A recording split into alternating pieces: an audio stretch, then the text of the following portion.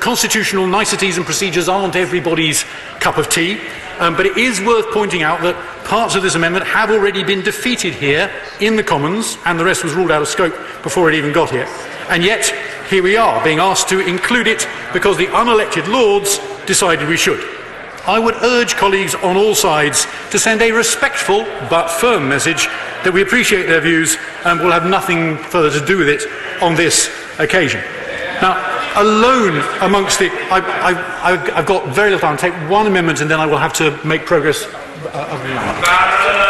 Very briefly, may I just remind the Minister that this amendment is being moved or is being proposed by those who voted to remain.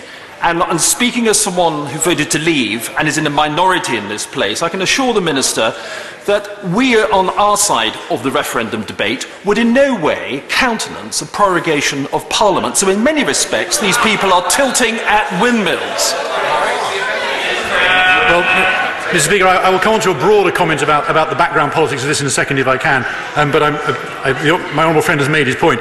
I will also point out that alone amongst the various amendments which the Lord has sent us and which has now been amended here, this one has little to do with Northern Ireland and everything to do with Brexit. All the other amendments deal with important issues which are specific to Northern Ireland. Same-sex marriage in Northern Ireland, abortion in Northern Ireland, suicide prevention in Northern Ireland. But not this one. I'm sorry, I don't have time. But not this one. It attempts to bind the UK Parliament for a UK-wide issue. Not only does this breach a pretty important precedent that we try, at least, to work on a cross-community consensual basis when it comes to Northern Ireland, because the sensitivities and the risks are so great, so significant, that it would be irresponsible and dangerous to play political games in such a charged arena.